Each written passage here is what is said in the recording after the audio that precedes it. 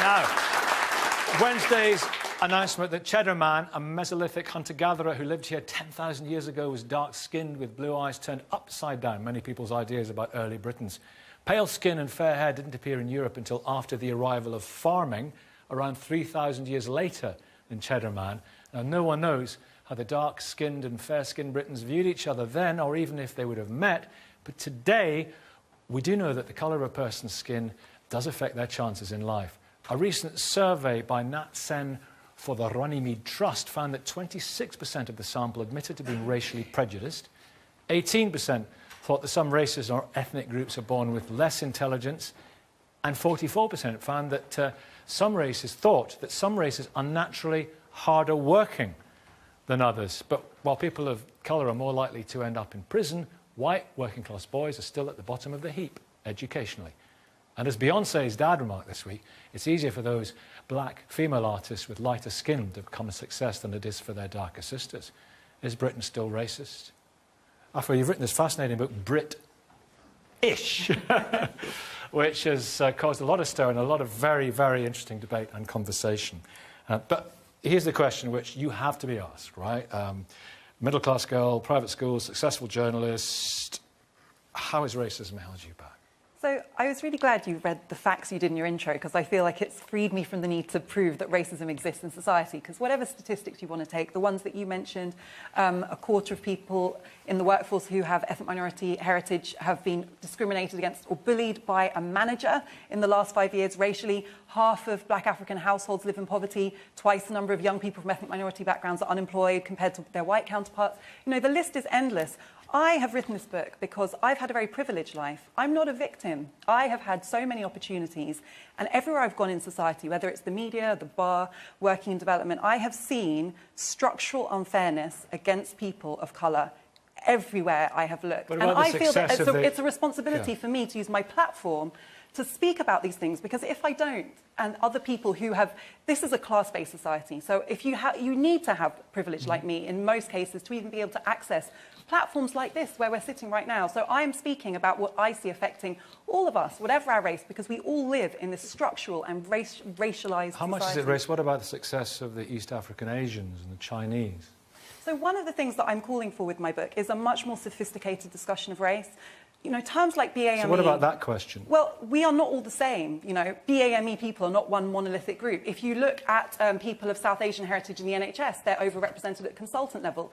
If you look at black men from an Afro-Caribbean perspective, they are the most likely to be unemployed and discriminated against in the workforce. So it's important to differentiate these experiences. And at the moment, I'm sorry to say, we have this very simplistic approach where we say white working class boys are not doing well in schools in coastal and rural areas. That means we have overcome racism, and now the only kind of prejudice in society is class-based. Is anyone saying that we've overcome racism when they say that? This is a conversation I'm afraid I have to have all Well, I thought that was the kind of time. nuance that you were looking for. It is the kind of nuance that I'm looking for. And, you know, the thing is, I have not experienced what a generation above me experienced, of being chased down the street by people with baseball bats and called offensive racial slur words.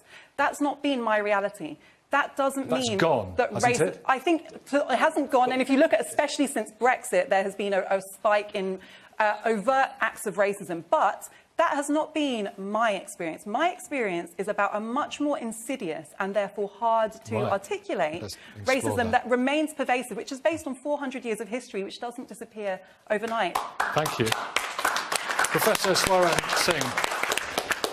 Oh, my God, there's so much to go on here. So little time. 400 years of history. What do you think about this? Well, some people say this is a kind of, there's a form of identity politics here. My grievance is bigger than your grievance. My inferiority is bigger than your inferiority. That's what some people are saying about this.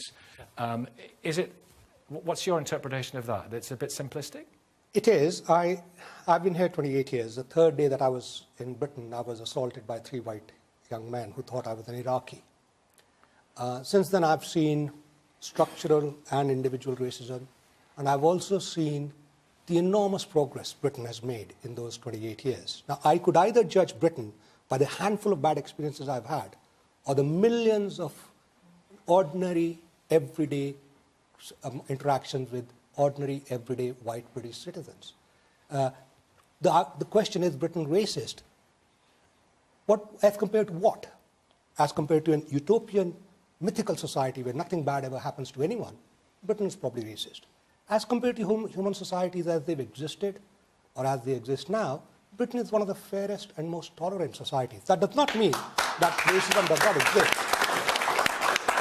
Racism certainly exists and racist people certainly exist, but you cannot judge a society whole scale, and you cannot use group differences and give a simplistic answer. If two groups differ, it must be because of race. There are multiple other factors involved. And the question of identity politics, I think it's the pseudo-politics of narcissism and pseudo-politics of self-centered, The pseudo-politics of narcissism, identity politics. Kahinda, I mean, that's ironic. I saw you shoveling in your chair now all the way through. It's ironic to say it's a narcissistic individualist politics when your whole answer was, I've experienced and had some good experiences in Britain, right?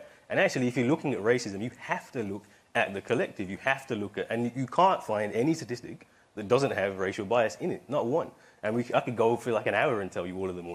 And this does tell us something when we're having a debate that says, is Britain racist? Well, of course it is.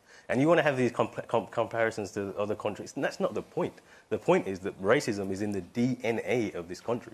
It is based on the approach. No, listen, let me finish. Let me explain this. Let me explain. No, let me explain. Let me explain DNA. Well, that's quite a phrase. No, that's quite. I'll come back to you. We got the time.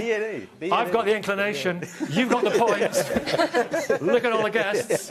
Racism, Tony Sewell, is in the DNA of this country. Well, the Cheddar Man is in the DNA of this country, which is interesting. But I think that one of the points that someone made, which we've got to look at, is the notion of progress. I mean, I grew up at the same era where Cyril Regis is the same generation, where we experienced day and night the racism was coming at us, day and night. I run a charity called Generating Genius, which is day and night producing, probably at the moment, in terms of statistics, you talk about numbers here, probably more black girls now going into higher education, getting the top results, and probably going to be outstripping and be on comparison with other groups, so the highest level. So what's happening here? Well, I think you're in danger with a kind of discourse that says that Britain is racist, therefore we can't.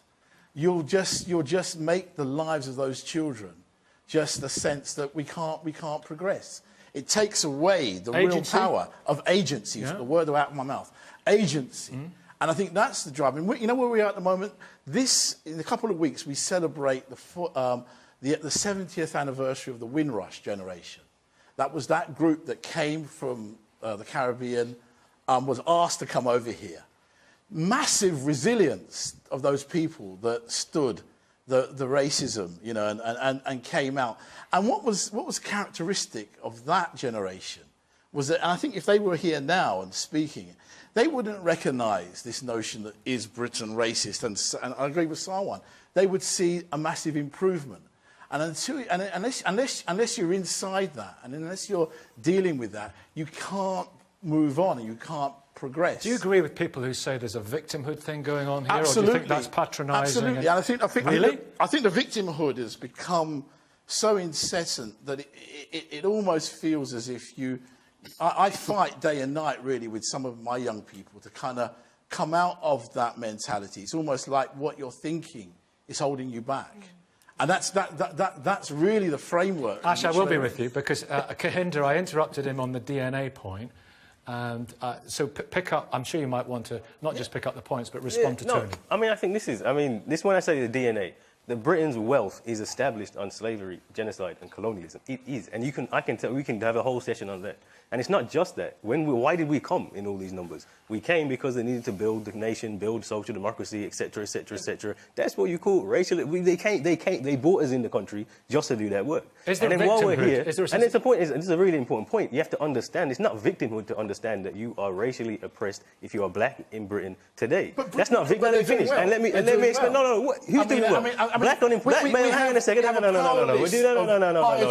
Black youth male unemployment is like crisis levels. You're talking 40% black male youth unemployment in some parts of this country, and you're telling me they're doing well because you and me can sit here with good clothes on or shit. We're doing well. We're not doing well. And let me, the other thing to point out about this, the other thing to point out about this, but then they come out and they can't get jobs. And they come out and they can't get jobs. So you get all your qualifications. A lot of students can't get jobs. But there's another point. 2 points really important. Okay. Actually, if you look at education, you look at graduates, black graduates are significantly less likely to get jobs. The other thing about this is, we make an argument for resistance. That is not victimhood. I'm not a victim. I'm not saying anybody's a victim.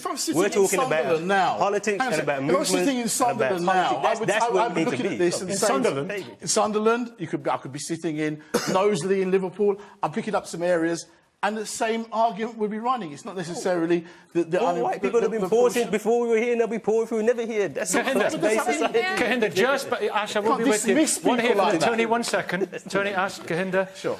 I'll be with you, right? Yeah. I'd be good in the classroom, wouldn't I? Yeah? OK. Kahinda, this film that you made, The Psychosis of Whiteness, right? Now, some people might think that is a racist title. It's a provocative title. What if somebody made a film, The Psychosis of Blackness? How would you feel No, because the that? point about this... He actually did write a film about that. But the point of that is that... And this is that we've just presented all the evidence. There is no evidence that there's not racism in Britain, that things have really improved that much. There really isn't. And instead of saying, OK, let's look at this and understand it, we have this crazy, irrational discussion about, oh, I had this great experience, or oh, we got these graduates. And we can't... The whole point of this argument is that whiteness is actually not some rational thing you can debate with. For 400 years, we've been on the right side of the debate rationally, and nothing has changed. And what you'll find for the rest of this 40 minutes is we'll just talk around in circles, because we cannot come to account for the obvious big fat elephant in the room that says this country is racist. Even Theresa May is telling you the country is racist.